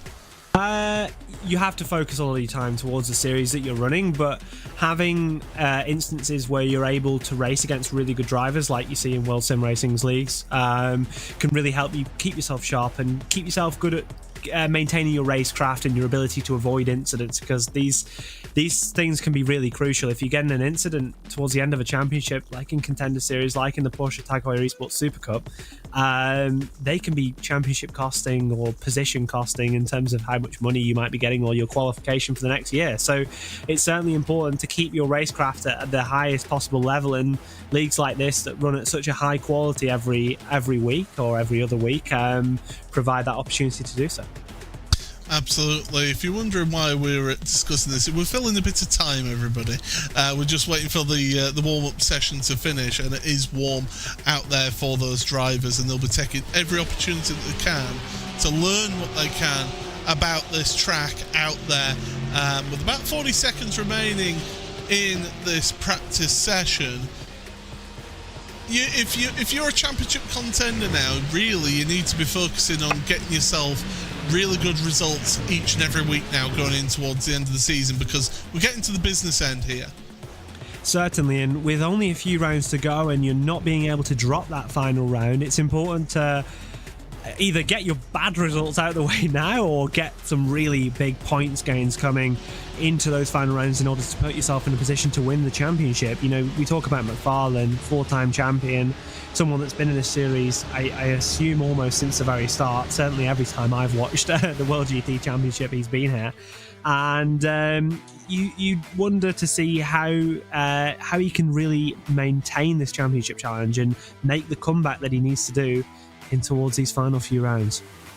There's only one driver who's competed in every season, and that is Ben Gregory, a man who's actually missing this round. He'd rather hire a castle out than for a holiday than come racing here in the World GT Championship. So anyway, Karol Pakalka is on pole position then with Axel Slijeptrovic alongside them. Paul Webster and Dan Blackwell on row number 2, with Ethan Critchley and Jack Sedgwick continuing their fight on row number 3. Fourth row of the grid for Andy Archer and Alex Davidson, with Tim Perry and Arthur Thurtle on row number 5. Row 6, Josh Thompson and Jack Osborne. Seventh row of the grid is James Bume with Jonathan Walker. Sophia Ridpath and Chris Gooch are on row number 8. Adam Hedgecock and somebody wasn't actually there alongside them. Adam Hedgecock was 17th, and somebody actually hasn't taken 2 this session, so it's Ross McFarlane that ends up starting on 18th. So everybody's been moved up a slot here from where we are. Mark Fletcher, Dennis Grabowski, Jesse Payne-Wilkins, Paul Clist and Adam Watson. The final 2 cars being Josh Boot and Joe Newman, and I believe it's Jesse Stevens at the back of the grid, but we have lost 2 drivers from this final race of the evening. So we're down to 26. It's less busy for the drivers out there, but only a 12-car reverse grid means that for James Bume and for Ross McFarlane, it's going to be a lot tougher out there for them. I do believe it was whoever's in car 71 did not end up taking to the start. So anyway, we're getting ready for the start of this final race of the evening. Karol Pakalka's going to drive away at the front. We're going to get the green flag, and it is round number 18 of the World GT Championship underway at the Red Bull Ring. Down towards turn number 1, Pakalka's got a nice lead over Slijeptrovic. Everybody else trying to sort themselves out through turn number 1. It's a climb up the steep incline towards turn number 2. I mean, officially speaking, that's turn number 2 there, but on my track map, it's not a turn number. Down the inside, Slijeptrovic for the lead then. He will take that position from Karol Pakalka. Paul Webster in his Ferrari now. He's looking to try and get another good result after finishing 10th place in that second race of the evening. But Ethan Critchley and Jack Sedgwick, they're not far behind Paul in that one, and Webster's around. Oh, he had to check up. And hold your brakes, Paul. Hold your brakes. Wait for everyone to get past. There's enough a car around. It's Mark Fletcher. Oh my goodness, the Altitude Esports boss. He's been facing the wrong way in every race so far. What a horrible evening for Mark Fletcher. I'm sure it'd be not one for him to remember too fondly upon. Very good driver, spoke to him, lovely guy. Across my time in sim racing, and unfortunately the rain just hasn't gone his way tonight, and I don't really think from much fault of his own. A rather clean start there, and like you said, the 71 not taking to the starting grid, I do believe to be Morgan Butler, who we saw in an incident around the middle of the race, number 2. Ross McFarlane's dropping down the order. Ross McFarlane is dropping down the order on the timing screen. He's had issues. Ethan Critchley's gone for second place. There's Ross McFarlane all the way off in the runoff there, and he's going to come back on in last place. Ethan Critchley's moved up to second. Karol Pakalka is losing ground here. Oh, almost getting freight trained here in this one, in towards that tight turn, and Alex Davidson is alongside now. Yeah, and like you say, McFarlane there back in the background, you just about noticed it in the back of our shot, and that's major news for the championship. Not only race number 2 not going his way for Ross, race number 3 as well, and ending almost as soon as it started in terms of serious point scoring opportunity. Dennis Grabowski has had issues as well. He's dropped to 23rd in this race. So again, championship contenders having issues out there in this race. Let's take a look at what happened to Paul Webster, and it's all just a check-up, isn't it, with Pakalka? Yeah, check-up down through the exit of turn number 3/4, and just one of those incidents. You're looking a little bit further back, where that's where Mark Fletcher got turned. just kind of amongst the cars and unfortunately gets tagged around. Not much he can do. Now we're going to be looking at this McFarlane incident. It looks like to be a collision with one of the Freem UK cars, and McFarlane's going to be lucky to avoid any damage. Some superb reverse driving there. I'm not sure where he's practiced that. However, that is another moment where we see Grabowski getting tagged as well. Oh my goodness, that's Joe Newman that he's got involved with there. So Newman carries on, so too does Grabowski. McFarlane, I do believe that was with championship sponsor Jonathan Walker, who both run out of the Pure Sims sort of team name. So it's a Freem car, but it's run by the Pure Sims team. I think there's going to be a bit of a conversation had there afterwards. Yeah, certainly wouldn't like to be in the team chat after that one. But continuing on with our race here today, we're watching Sophia Redpath, your AM Championship leader, who is battling her ways through quite a tumultuous round in terms of penalties and has got in contact with Watson. Round goes Watson into the gravel, and there's going to be major positions lost, and potentially, not sure, I'll have to look at a replay, another penalty coming Sophia's way. Oh dear. Right when you do not want to be picking up penalties. Here we go then. Here's a replay. Oh, the two lines converged there. Was Watson coming out a little bit? Was Sophia pinching in a little bit? I'll tell you what, if that goes to the stewards panel, good luck deciding anyone at fault there. Yeah, that was certainly a close incident, and like you say, on a second look at that, I will apologise a little bit to Sophia, because I don't know if I could call that myself if I was on the panel. A little bit wide there for Thompson, as you see Davidson getting bottomed out on the curb, which is possible. A nice save there. And as Sedgwick tries to have a go here at Critchley, down into turn number 2, going to go down the inside, and is able to make that move nice and cleanly, and Thompson's going to look to capitalise on the exit. Yeah, that's what Thompson needs to take advantage of. Cedric, look at that, just a car's width being left by Ethan Critchley. That's that karting background coming into play right there, and Thompson backs out of it because Critchley's late onto the brakes into that right-hander. It's a downhill braking zone. It's very easy to get your braking wrong and to miss your point, but Cedric up into second place, but Critchley's not giving this one up without a fight. Down the inside, but the inside for the next corner as well in that McLaren. That Ferrari with the better, superior downforce should hold that line. And here comes Thompson now. Thompson's got to work with Cedric here and try and bump draft them forward and move them through. And in fact, Critchley backs out of it. That's clever. Great friends for many years, Sedgwick and Thompson, showing that friendship there as they both are able to get around Ethan Critchley, and he's now going to be under attack by Alex Davidson into turn number 1.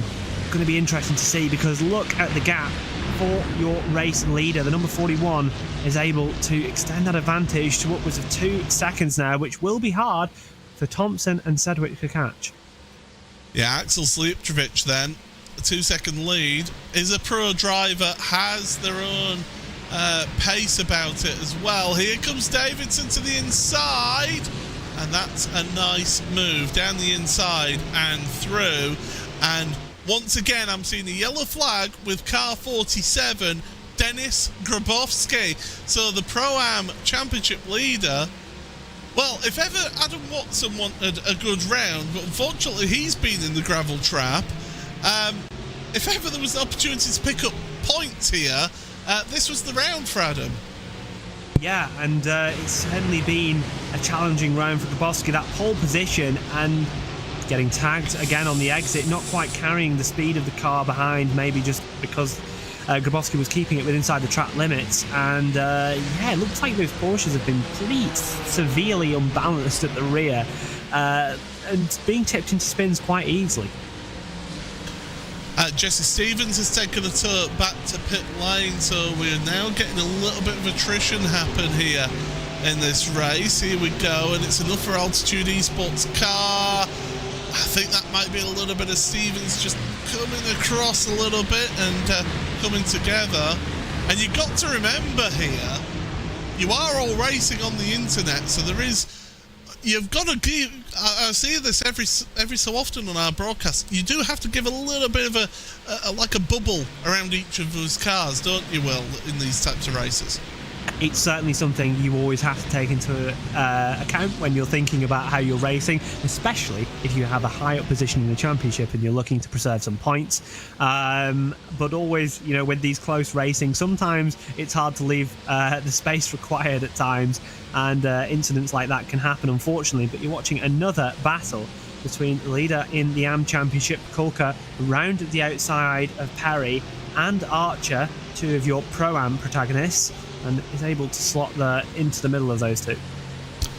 Yeah, certainly some moves being made throughout the field. Josh Thompson's up 8 places in this race. James Bume up 7 in this one. 10 places gained for Josh Boot as well. That's the biggest mover in your field right now. So some positions being gained by a few of those drivers out there. And Boot will be trying to beat Ridpath in this one, but Sophia's been so strong. Just unfortunate that those 2 penalties have come back to bite, and it's costing potential championship points for her here. But with just over half the race still to go here, it's Axel Slijepčević now on the 1.3 seconds ahead of Sedgwick and Thompson. I just get the feeling here, as got side-by-side action of Jonathan Walker, and there was a car off the track almost there. The 555 in the background, a shot Jessie Pay Wilkins went off. These two are still side-by-side of Ridpath and Walker. Around that turn, Ridpath's going to stay there. Walker's going to have to wait just a little bit longer to gain that position, but yeah, Jessie Pay Wilkins, I just saw in the background of the shot, went flying off at turn number 1. And just lost it before the exit curb, so not something that's happened there. A dive back down the inside for Walker in the 88 machine has made contact with Ridpath, allowing Boot, your top gainer in this race so far, to get through, and now Boot's all over the back of Walker, who seems to be holding these two up, but certainly not afraid of going for a big move down the inside. Yeah, Johnny Walker, he is somebody who will fight for a position and will try and get the best result he possibly can do. Doesn't always have the best of luck in the series, but will definitely be pushing on here in this race, as onto the brakes into that final turn, because this quartet of cars, because we've got Chris Gooch behind Ridpath right now, so it's Porsche, McLaren and 2 BMWs in this little squabble. Onto the brakes, Josh Boot to the inside, Ridpath takes advantage. Lovely anticipation there from both Ridpath and Gooch, and from that one little mistake from the 2 fighting in front, it's 2 places gained for Ridpath and Gooch. Ridpath able to get that position that she deserved there from the previous lap, and although you saw those 2 fighting really hard, it costs them some... I think that has continued into the next corner between Boot and Walker. Some contact into turn 2. It's obviously a very heavy braking zone, so let's have a look at the replay. Walker's never making that. He is aimed. I'm sorry, I'm going to call this. He is aimed for Josh Boot there.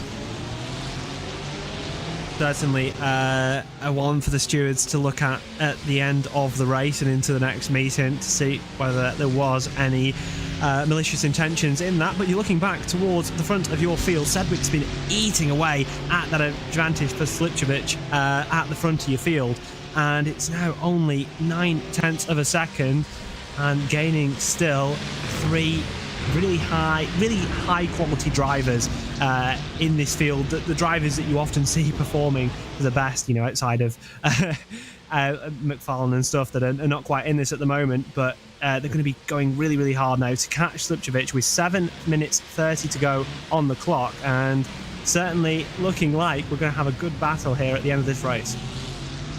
Yeah, certainly we've got a tremendous race to look forward to here in this one. And so Slijepčević, Sedgwick, Thompson, your front three. Davidson's loitering with intent just off the back of them as well, and he's dragging Ethan Critchley along with him. James Bume is about half a second off of Critchley as well, so don't write him off of getting a good result. So this one is really tightening up at the front of the field as we go through towards the end of the race. Ross McFarlane's gained another place. That's up to 15th now for your four-time champion and Pro Championship protagonist, in 15th now for him after an absolute nightmare of a round here. But Slijepčević, try as he may, it's going to be tougher. I mean, we saw how tough it was for Thompson in that last race with Jack Osborne, but that McLaren does have that advantage of top speed. Oh, now this is going to just show to us you're never making that. And the fact that he's turning towards it as well, I'm sorry. I'm calling that out. That is totally unacceptable. We do not want to see stuff like that out there on track. Yeah, certainly probably a race or meeting ban for that incident down into the second corner. Not what you like to see in one of these leagues. But let's look back towards the front of the field like you've got on camera right now. And like you say, it was already hard for Thompson to pass in the last race. It's going to be even harder, you can imagine, for Sedgwick to make a move on Slijepčević. Some of your slower cars within a straight line between your Porsche and your Ferrari of the new generation of GT3 machinery as we come towards the kind of WEC era that will be starting from next year. And that Mercedes is certainly the outlier here. It's not as quick in the corners, but it certainly is quick in a straight line. And if these two start battling, Thompson's able to get close up behind, he certainly will be able to have a good go at getting this race win. What I do know is we're going to have a good race here to the end, and I can't wait for these final 5 minutes to play themselves out. Well, as we carry on at the front here, Slijepčević, try as he may, trying to hold that inside line. Oh, Sedgwick's though just a little bit wide through the corner, compromised on corner exit, and Josh Thompson now, he's loitering with intent. He's looking to make some moves here as we go up to the corner at turn number 2, turn number 3. Onto the brakes too, side by side. Thompson tried to get that cut back there, didn't get the advantage. One who did get the advantage though was Sedgwick on the power out of the corner, and that gets him to the lead. But hold your hats, everybody, because this one is not going to be over yet by a long shot, because Thompson goes through on Slijepčević. He parks the car on the apex of the corner, and now Thompson's going to hunt down Jack Sedgwick here as Davidson now looks to make the move on Slijepčević. Yeah, Slijepčević dropping back a little bit here, perfectly parked on the apex for Thompson. Exactly what you need to do to prevent a run for the car behind on the exit. Kind of what happened at turn number 2 in the opposite way around. But now you're going to be having the two friends of many years, two protagonists in the World Championship many times before, battling out for your race win here on Monday evening on RaceSpotTV in the World Sim Racing Leagues. Certainly, as we go through towards another lap then, so we've only got about, what's this about, sort of 3 laps to go in this race as we come through turn number 1 and head towards turn number 2, and now Slijepčević is under pressure from Alex Davidson. In 4th place is Davidson, but he wants to move forward. Remember, going into this week's round of the championship, he was 111 points off of championship leader Bume. Bume's got into the back of Davidson in all of that. Slijepčević gets turned around. Oh, dearie me. Just when we thought we were going to be getting a good bit of a tussle there, Bume, I mean, he caught the back of them, and he has got a mechanical meatball warning flag as Bume, as has Slijepčević. And Alex Davidson, if that gets looked at the stewards panel, I think is going to be getting a penalty there as well. And of course, massively helps out McFarlane in the championship as well, with the points that he was losing until this point in time. You can drive for 3 laps after the incident of getting a meatball flag. So if I was Boime, I would be trying to maybe continue the car on as long as possible, because if you're coming into that pit lane, you're pretty much giving up your race. And with only 14 laps in this race, going on to your penultimate lap, I think he might be okay, but do not quote me on that one. Certainly interesting, because Davison realises his mistake, tries to stop and let the other car continue onwards, but in doing that, obviously creates a massive hazard for any car behind. Yeah, you are right, by the way, about the 3-lap rule about serving the mechanical meatball warning flag, and there's 2 laps to go at the line. So Bume, if he keeps that car running, and if he's able to drive the car safely as well, then he will be able to finish and be classified in that position. So definitely Bume will be looking to just keep the car on track, try and keep it in control, and get to the end of this race. Tim Perry is an Altitude Esports driver.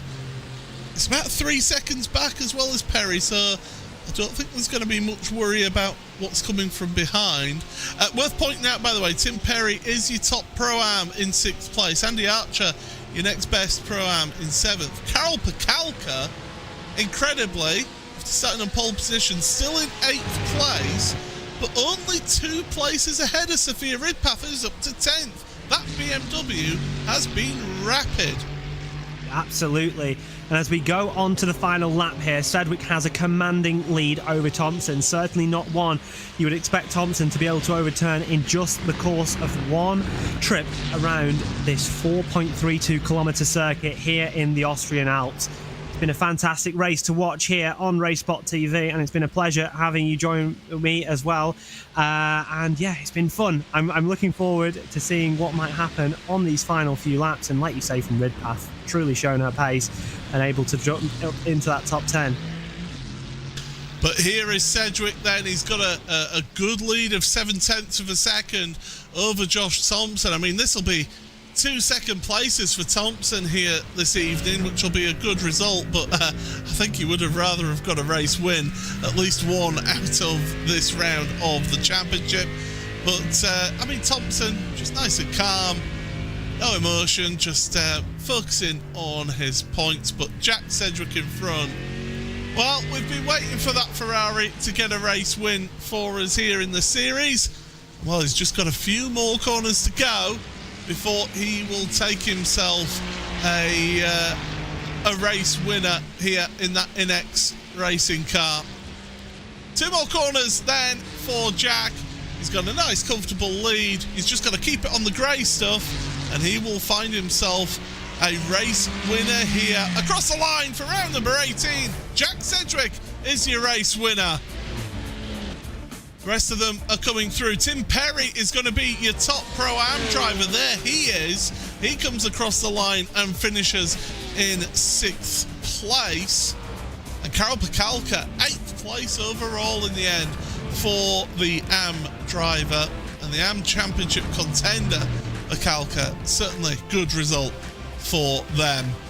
Rest of the field coming through. Ross McFarlane in 11th in the end of that one, and we've seen some high drama out there, Will, that is for sure. Oh, absolutely. There's been a lot of drama here this evening as you're watching the final car of Jonathan Walker completing his final tour around the circuit. And like you say, yeah, a lot of drama this evening. Sorry, I'm also watching pictures on my screen, watching Josh absolutely terminate Jack's car in the background. But like you say, first win of the season for Jack Sedgwick here in season number 14 of the World GT Championship, and congratulations must go to him. Yeah, certainly he'll be delighted by that, but that is going to be everybody across the line, so let's take you through your race results then. It's Jack Sedgwick for Next Racing who wins that race just under a second ahead of Josh Thompson for Team Redline. Ethan Critchley for Fat Atom Esports in 3rd place, good result for him, ahead of Championship contender Alex Davidson in 4th. James Bume, your Pro Championship leader coming into this week, in 5th, and then your top Pro-Am, Altitude Food Esports white driver Tim Perry will take the win in Pro-Am and 6th place overall, ahead of Andy Archer in that Fat Atom Racing McLaren, 2nd place in Pro-Am, 7th place overall. Carol Pakalka for the Full Tilt V Sim Sports team takes victory and 8th place overall for the AM driver, ahead of Jack Osborne and Sophia Ridpath, 2nd in AM for Olympus Esports. Ross McFarlane in 11th, ahead of Adam Watson, Chris Gooch, Alpha Fertel. Dan Blackwell will be a little bit disappointed with that one, dropping down to 15th, ahead of Paul Webster, Matt Fletcher, Jesse Payne Wilkins, Dennis Grabowski and Adam Hedgecock. And the final few drivers then, Paul Clist, Jonathan Walker, and 2 drivers, one that only just didn't finish 1 lap down, which is Axel Sliptrovic. Josh Booth, Jesse Stevens and Joe Newman are the non-finishers. We have got one interviewee, by the way, who's joining us right now. And Will, why don't you take it away with the man who finished 2nd place in both the 2nd and 3rd race, Josh Thompson. Congratulations, Josh, on your 2 second places here this evening. Firstly, I'd like to you to talk us through kind of how hard it is to qualify a car around here, and how strict those off tracks can be that you have to get in quali. Yeah, like you said, the off tracks around here are pretty brutal. I found that the hard way on both my attempts. Obviously, the problem is like with GTs and stuff around here, like you've got to get the car in a nice window to have the optimum grip. Especially around this track, if your car's ever like lacking a bit of front or a bit of rear here and there, you bleed so much time, and you need the confidence the entire time. So, yeah, I went for a few prep laps, try and bag it all in one go, and yeah, it just didn't go to plan both times in the final corner. One was on the inside curb, and one was on the outside curb, which was quite impressive, to be honest. So, unfortunate, really. Yeah, certainly unfortunate, but you did make a really good charge, especially in that first race, getting yourself into a guaranteed reverse grid spot. Talk us a bit about what it takes in order to make your way through a field as competitive as this, but also in a clean manner, able to keep your car in a good condition and able to pick up some good points. Yeah, like you said, you just got to pick your way through slowly, because around here, it's quite easy to get involved in something quite early on. With the checkups in the hairpin, it's quite easy to go barreling in, try and get 5 or 6 places in one go, get yourself tipped around backwards when you're back to square one. So, obviously, I knew the car had some pace in it. I was quite surprised at how poor it was in race 1, to be honest. Obviously, lack of practice, it was not ideal, but I was quite surprised at how far off it was in the cold weather at the start. It got a bit better towards the end of the evening, probably myself driving-wise, but so I just take my opportunities while I knew I had the straight line speed of the Mercedes power, so I could just use that to my advantage in the race to come through. So didn't have to risk too much, but obviously would have been a bit nice to be a bit further up in a few of the races, especially in race 1. But the other 2, I can't really complain. Certainly can't play him with a double P2 here this evening. Was there any chance to get Jack there at the end, or did you just have quite a bit too much pace for you to be able to make a move? At the start, it was on, for sure, till I think 3 or 4 to go, there was a chance, but then once the Ferrari got into its own little zone, especially towards the end, Jack was saying like he was struggling with the front, like he had no temp in the tyres for half the race, and like the last half of the stint it would come to him. The issue with the Merc was I had either no rear support in the hairpin of turn 2, or in the final race I tried something a bit different. I just had no front. You saw in the second sector with double left, like every time I got close to Jack I just understeered, so it was quite hard. So probably not really, unless he made a mistake. He basically had it covered for the last few laps. Well, congratulations, Josh, on your double podium this evening. Hopefully that practice around this track will serve you well on the race in the coming weekend. I'll see you tomorrow, mate. I'll see you tomorrow. Congratulations on Thank you, your guys. 2 Cheers. podiums.